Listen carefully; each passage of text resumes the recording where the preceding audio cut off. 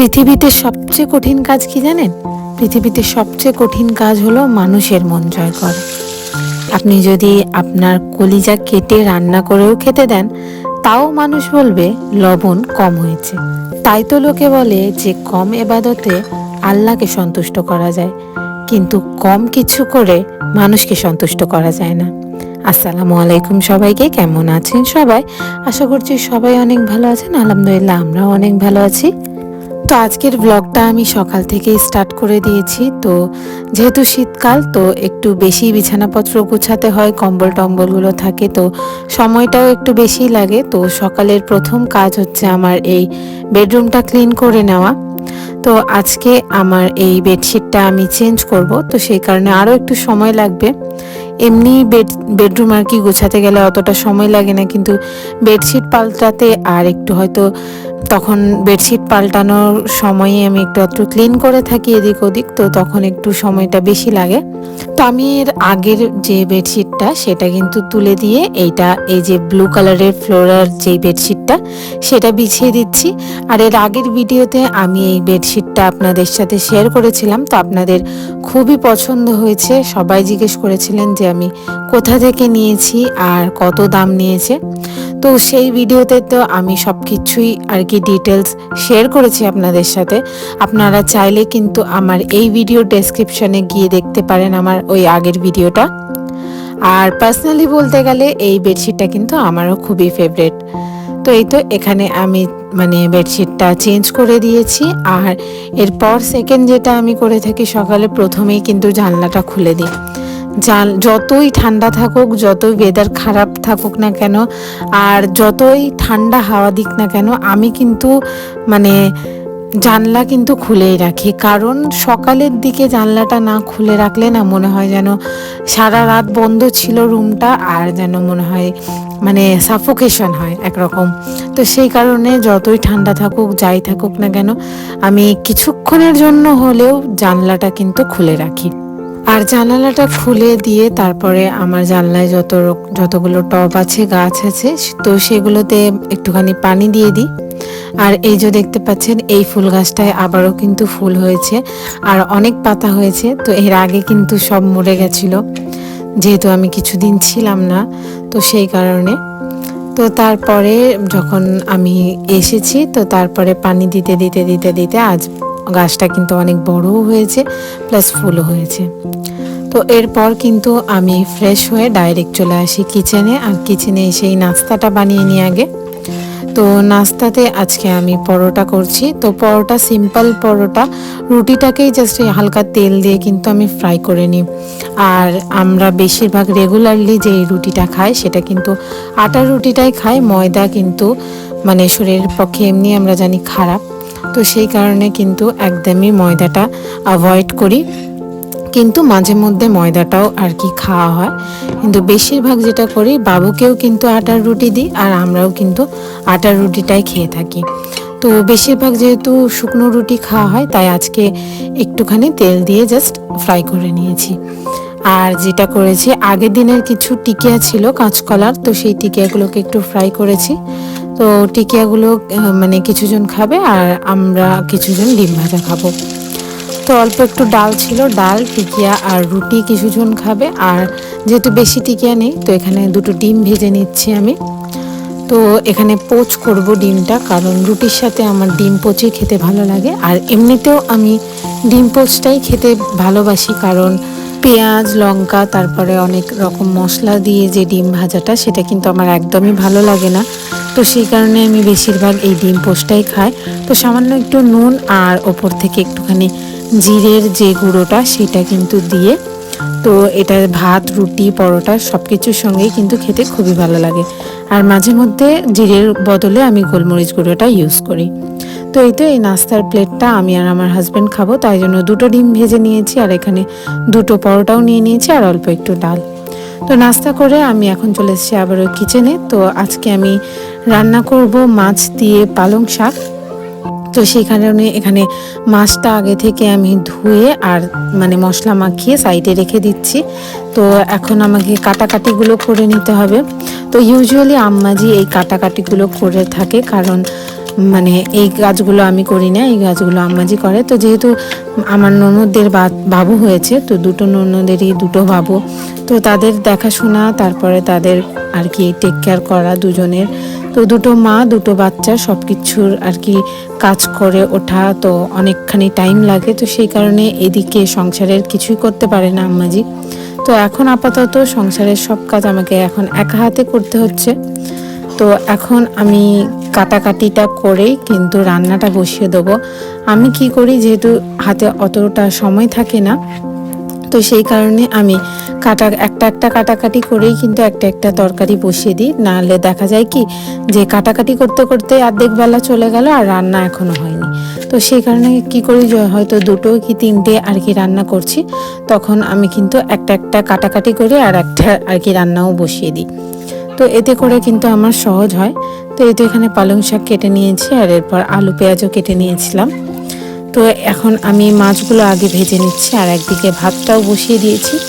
তো একদিকে ভাত হচ্ছে আর একদিকে আমি মাছগুলো আগে ভেজে নিচ্ছি। তো আজকে পালং শাক দিয়ে মাছটা করব। তো এই পালং শাকে কিন্তু বেগুন দেয়, তো আপাতত বেগুন ছিল না, তো বেগুন ছাড়াই মাছটা আর কি রান্না করব। তো বেগুন দিলে কিন্তু এই তরকারিটা খেতে ভীষণ মজার হয়। তো আপনারা কিন্তু বাড়িতে ট্রাই করে দেখবেন, এই রান্নাটা খেতে কিন্তু অনেক মজার। তো ভিডিও শুরুতে যে কথাটা আপনাদের সাথে শেয়ার করলাম, সেটা শুধু সংসার জীবনের নয়, সেটা হলো যে কোনো আর কি পার্সোনাল জীবন হোক কাউরের, বা যে কোনো মানুষের যে লাইফই তারা লিড করে না কেন, তাদের প্রত্যেকটা জীবনে কিন্তু এই কথাটা একদমই সত্যি। তাই যে যাই করুক না কেন, একটা মানুষ আর একটা মানুষকে কখনোই কিন্তু সন্তুষ্ট করতে পারে না। তো সেটা কিন্তু দেখবেন যে কোনো সম্পর্কেই হয়। তো আর এই কারণটার জন্যই কিন্তু প্রত্যেকটা সম্পর্কে কিন্তু দেখবেন ঝগড়া হয়। তো সেটা যে কোনো সম্পর্কই হোক না কেন, মানে স্বামী স্ত্রী হোক, বা সন্তানদের সাথে হোক, বা ভাই বোন বা বাবা মা, সবার সাথেই দেখবেন একটু আধটু হলেও ঝগড়া হয়। আর এই ঝগড়াটার এইটাই কারণ যে কেউ কাউকে কোনোদিন কিন্তু পুরোপুরিভাবে সন্তুষ্ট করতে পারে না। তাই সম্পর্ক ভালো রাখার জন্য যদি মেনে নেওয়া বা মানিয়ে নেওয়া যায় বা ভালোবাসা যায়, তাহলে কিন্তু সেই সম্পর্কগুলোই কিন্তু টিকে থাকে, অটুট থাকে। কিন্তু যদি সেই সম্পর্কে চলে আসে এই লবণ কম ব্যাপারটা, সেইখানেই কিন্তু মানে ঠোকাঠকি বেশি, না থাকা বেশি, ডিভোর্স বেশি, এগুলো কিন্তু তখনই দেখা যায়। তাই এই লবণ কম ব্যাপারটা মানে লাইফ থেকে সরিয়ে দেওয়া কিন্তু খুবই জরুরি। তো এখানে পালং শাক দিয়ে মাছটা আমি এখানে রান্না করছি। তো প্রথমে যে মাছ ভেজেছিলাম, তো সেই মাছটারই তেলটা যেটা ছিল এক্সট্রা, সেই তেলটা আর অল্প একটু সর্ষে তেল দিয়ে আমি কিন্তু তার মধ্যে পেঁয়াজটা হালকা লাল করে, আলুগুলো হালকা ফ্রাই করে নিয়ে তার মধ্যে সমস্ত রকম মশলা আর আদা রসুনের পেস্ট দিয়ে ভালো করে আলুটা কষিয়ে নিয়েছি। আর কষিয়ে নেওয়ার পর তারপরে কিন্তু এই যে পালং শাকগুলো আর টমেটোগুলো দিয়ে অল্প একটু নুন দিয়ে আমি কিন্তু ঢাকনা চাপা দিয়ে রেখে দিয়েছিলাম। আর দেখুন শাক থেকে কত পানি বেরিয়েছে। তো এখানে বেশি পানি আর অ্যাড করব না, আর একটুখানি অল্প পানি অ্যাড করে এই যে মাছগুলো আমি এখানে দিয়ে দিচ্ছি। তো এই অল্প ঝোলের সাথেই মাছগুলো যখন ফুটে যাবে, তো আমাদের কিন্তু রান্নাটা কমপ্লিট হয়ে যাবে। তো এই তো এখানে মাছগুলো ফুটে গেছে তরকারির ঝোলের সাথে, এখানে মাছগুলো সফট হয়ে গেছে। তো এর ওপর থেকে জাস্ট অল্প একটুখানি এখানে আমি ধনে পাতা অ্যাড করে দিচ্ছি। তো যেহেতু বললাম বেগুন দিয়ে এই রান্নাটা খেতে ভীষণ মজার হয়, তো যারা কিন্তু বেগুন অ্যাড করবেন তারা কিন্তু শাকের সাথেই কিন্তু বেগুনটা অ্যাড করে দেবেন, এতে করে টেস্ট কিন্তু এই তরকারিটার বেশি ভালো লাগে। এরপর আমি এখানে শুকটি মাছ দিয়ে শিম রান্না করব। তো সেই কারণে এখানে আগে সর্ষের তেল দিয়ে দিয়েছি আর পেঁয়াজও দিয়ে দিচ্ছি। তো হালকা একটু ব্রাউন হয়ে গেলেই কিন্তু আমি শুকটি মাছগুলো দিয়ে দেব। আর শুকটি মাছগুলোকে কিন্তু অল্প একটু গরম পানি করে ভালো করে ধুয়ে নিয়েছি, এতে করে মাছগুলো সফট হয়ে যায়, আর যত রকমের যে গায়ে নোংরা থাকে সেইগুলো কিন্তু খুব ভালোভাবে পরিষ্কার হয়ে যায়। ঠান্ডা পানিতে দিলে কি হয়, ভালোভাবে শুকটি মাছের গায়ে যে নোংরাগুলো থাকে সেগুলো কিন্তু পরিষ্কার হতে চায় না। তো সেই কারণে আমি কিন্তু গরম পানি ইউজ করি। তো এই তো শুকটি মাছগুলো কিন্তু পেঁয়াজের সাথে হালকা একটু ফ্রাই করে নিয়েছি, এতে করে কিন্তু শুকটি মাছের যে টেস্টটা আরও কিন্তু ভালো লাগে খেতে। আচ্ছা, এরপর কিন্তু আমি যে কেটে রেখেছিলাম শিম আর আলু সেটাও দিয়ে দিয়েছি। এরপর সব রকম মশলা দিয়ে শিমটা কষিয়ে নিলেই কিন্তু এই তরকারিটাও হয়ে যাবে। আমি বেশিরভাগ চেষ্টা করি যে সকালের মধ্যেই দুবেলার রান্না কমপ্লিট করে নিতে, না হলে কি হয় যে সন্ধেবেলা যদি আমার কোনো নাস্তা করতে হয় বা বাবুর জন্য কোনো কিছু নাস্তা বানাতে হয় তাহলে কিন্তু খুবই আলসি লাগে রাতে রান্না করার জন্য। এই জন্য প্রায় চেষ্টা করি যেন 2-3টে তরকারি হয়ে গেলে যেন দুবেলা হয়ে যায়। তো সেই কারণেই আজকে সেই প্রিপারেশনই করছি যেন 2-3টে তরকারি রান্না করে নিতে পারি। তো তাই জন্যই পালং শাক দিয়ে মাছটা, শিম দিয়ে শুটকি মাছ, আবার ডাল, এগুলো সবই করে নিচ্ছি। এখনই করে নিলে কি হবে, রাতে আর কোনো কিছু রান্না করতে লাগবে না। তো এখানে আমি এখন ডালটা রান্না করছি। তো ডালটা প্রায় সময়ই আমি কিন্তু এরকমভাবেই রান্না করি, পেঁয়াজ কাঁচা লঙ্কা হালকা করে একটুখানি তেলের মধ্যে ফ্রাই করে তারপরে ডাল দিয়ে আর মশলা দিয়ে ভালো করে কষিয়ে নিয়ে তারপরে কিন্তু পানি দিয়ে সেদ্ধ করতে দিই। আর যখনই কোনো মানে একটু সময় আর কি কম বা তাড়াতাড়ি আর কি করতে হবে বা ব্যস্ততা থাকে তখন কিন্তু সব কিছু কাঁচা দিয়ে একটুখানি হাতে ঘষে পানি দিয়ে কিন্তু সেদ্ধ বসিয়ে দিই। তো আমার কাছে কিন্তু এই ফ্রাই করা ডালটাই বেশি খেতে ভালো লাগে। তো আজকে আমি টমেটো দিয়েছি ডালে, আর সাথে দেব এই যে এই ফলগুলো। এই ফলগুলোর নাম আমি তো জানি না সেরকমভাবে ঠিক, যতদূর জানা আছে এগুলোর নাম টক ঢ্যাঁড়স। তো খানিকটা একটুখানি ঢ্যাঁড়সেরই মতন দেখতে, জাস্ট একটু ছোট ছোট আর এরকম লাল কালারের দেখতে। তো এখানে যে দেখতে পাচ্ছেন এর যে এই লাল লাল ভাগটা, এই লাল ভাগটা একটু আস্তে আস্তে করে ছিঁড়ে নেব, আর ভেতরের যে বীজটা দেখতে পাচ্ছেন এটা কিন্তু ফেলে দেব। আর এটা ডালে দিলে হালকা একটু টক ভাব আসবে ডালের মধ্যে। তো এই জিনিসটা কিন্তু আমি আগে কখনোই রান্না করিনি। তো কিছুদিন আগে আমার মা এসেছিল, তো এই জিনিসটা কিন্তু মাই এনে দিয়েছে। তো মা বলল আমি রান্না করেছিলাম, তো ডালটা খেতে কিন্তু মজাই হয়েছে আর হালকা একটু টক টক লাগছিল। তো সেই কারণে আমাকেও অল্প একটু দিয়ে গেছে। তো সেই কারণে আমিও ভাবলাম আজকে আর কি ডালে একটু দিয়ে দিই, কেমন লাগে খেতে দেখবো। তো এখানে প্রায় 7-8টা মতো আমি দিয়েছি। তো শিমটাও কিন্তু আমার হয়ে গেছে, আর ডালটা যতক্ষণ সেদ্ধ হচ্ছে তো আমি ভাবলাম আমার যে এই মশলা রাখার কন্টেনারটা আমি এখানে পরিষ্কার করে নিই। তো অনেক দিন যাবৎ পরিষ্কার করব ভাবছি সময়ের কারণে ঠিক হয়ে ওঠে না। আর ঠিক যখন রান্না বান্না করি তখনই কিন্তু মনে হয় যে এই মশলার আর কি কন্টেনারটা ধুলে হতো, আর তখনই কিন্তু সময় হয় না।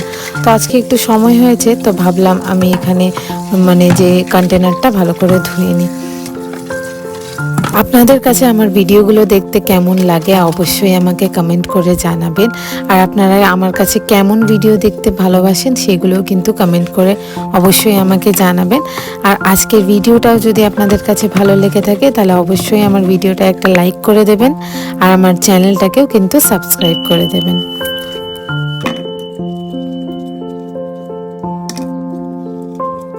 তো মশলার কন্টেনারের সাথে সাথে আমি দেখলাম আমার নুনের যে কন্টেনারটা ওইটাও কিন্তু খালি হয়ে গেছিলো। তো ভাবলাম এটাকেও একটুখানি পরিষ্কার করে দিই। তো কিছুদিন ছাড়াই কিন্তু আমি এই নুনের যে কন্টেনারটা, যেহেতু সেরামিকের তার উপরে আবার হোয়াইট কালার, তো প্রায়ই কিন্তু হলুদের দাগ বা অন্য কিছু দাগ লেগে যায়। তো সেই কারণে প্রায় কিছুদিন ছাড়াই কিন্তু আমি এটা পরিষ্কার করে নিই। তো আজকে যেহেতু ফাঁকা হয়ে গেছিলো তো ভাবলাম আজকে এটার সাথে সাথে কিন্তু ওই কন্টেনারটাও ধুয়ে দিই। তো এখন যেহেতু মশলা আর নুন দুটোই শুকনো জিনিস, তো এইটাকে এখন ভালোভাবে ধুয়ে আগে শুকিয়ে নেব, তো তারপরে কিন্তু মশলা আর নুন দুটোই রাখবো।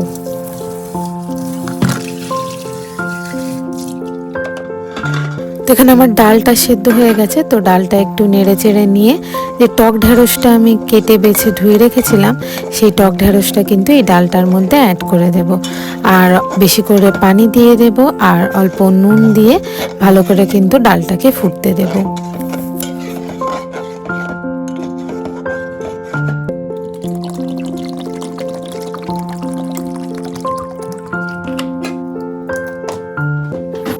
তো এই যে কন্টেনারগুলো যে ধুয়ে এনেছি, তো এইগুলো শুকিয়ে যাওয়ার পরেই কিন্তু মশলাগুলো এর মধ্যে ঢেলে দেব। তো যতক্ষণ ওগুলো উল্টে আমি রেখে দিয়েছি সাইড করে, ওগুলো যতক্ষণ শুকাচ্ছে ততক্ষণ এই যে আমার কাউন্টার টপের মধ্যে কয়েকটা কাচের যে এই মশলার যে জারগুলো, সেই জারগুলো ভাবলাম একটুখানি মানে যে ভিজে কাপড় দিয়ে মুছে নিই। তো যেহেতু সামনেই থাকে, একদম গ্যাসের সামনেই থাকে, তো এইগুলো কিন্তু আমি প্রায় সময়ই মুছে থাকি। তো বারবার কিন্তু আমার মাজা ধোয়ার প্রয়োজন পড়ে না। জাস্ট জারগুলোকে একটুখানি ভিজে কাপড় দিয়ে মুছে নিই, তারপর যে তেলের জারটা আছে সেই জারটাও মুছে নিই, নুনের যে জারটা যেটা বললাম হোয়াইট কালারের সেটাও নোংরা হয়ে যায়, তো সেটাও কিন্তু আমি বারবার প্রায়ই মুছে নিই, তাই ওইগুলো কিন্তু সেরকম একটা ধোয়াধুয়ি করার প্রয়োজন পড়ে না। তো এখানে সব জারগুলো আমি ভালো করে মুছে নিচ্ছি। তো এরই মধ্যে আমার একটা জার একটু ফাঁকা হয়ে গেছিলো, যেটায় আমি চাট মশলা রাখি, তো সেই চাট মশলার যে জারটা সেটা এখানে আমি রিফিল করে নিচ্ছি।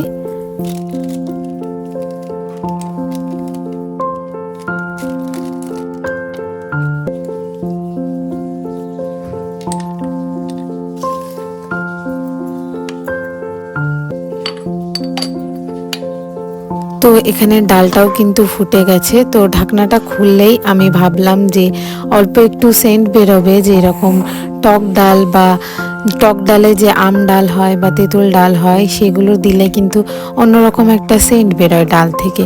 তো আমি ভাবলাম এটা যখন দিয়েছি ফুটে গেলে হয়তো একটু সেন্ট বেরোবে, কিন্তু না, সেরকম কোনো সেন্ট বেরোয়নি। এবার খাওয়া দাওয়ার পর আমি আপনাদের জানাবো যে ডালটা আর কি খেতে কেমন হয়েছে।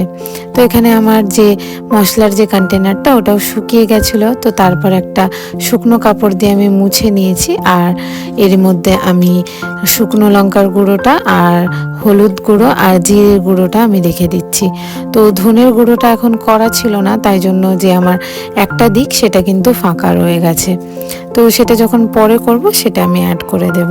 তো আপাতত কিন্তু এর মধ্যে 3টে মশলাই রাখছি।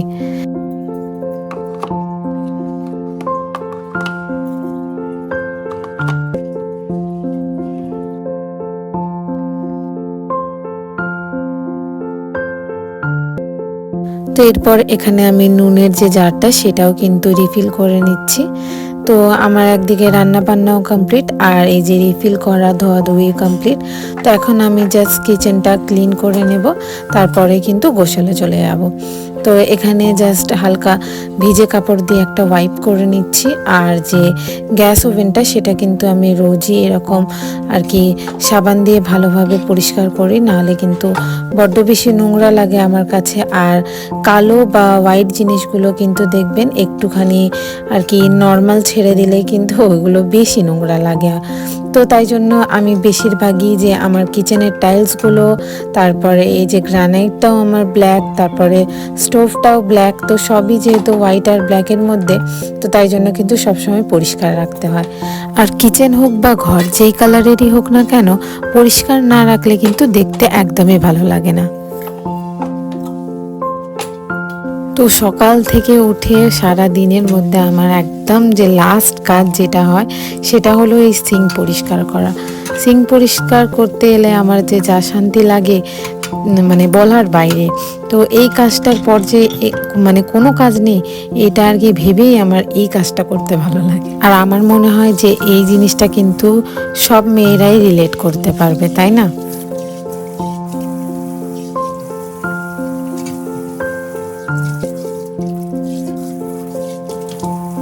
তো এই তো এখানে আমার কিচেনটা খুব ভালোভাবে ক্লিন করা হয়ে গেছে।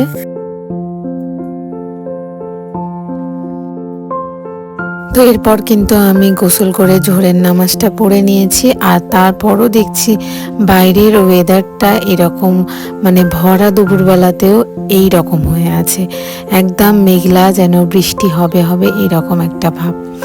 তো অল্প অল্প হচ্ছিল বৃষ্টি, খুব সেরকম একটা হয়নি, আর ওয়েদারটা ঠিক এরকম হয়ে আছে। তো তারপর এখানে আমি এখন খাওয়া দাওয়াটা করে নেব। তো যা যা রান্না করেছিলাম অল্প অল্প একটুখানি কিন্তু নিয়ে নিয়েছি আমি, শাক আর শিম, আর সাথে কিন্তু অল্প একটু ডাল।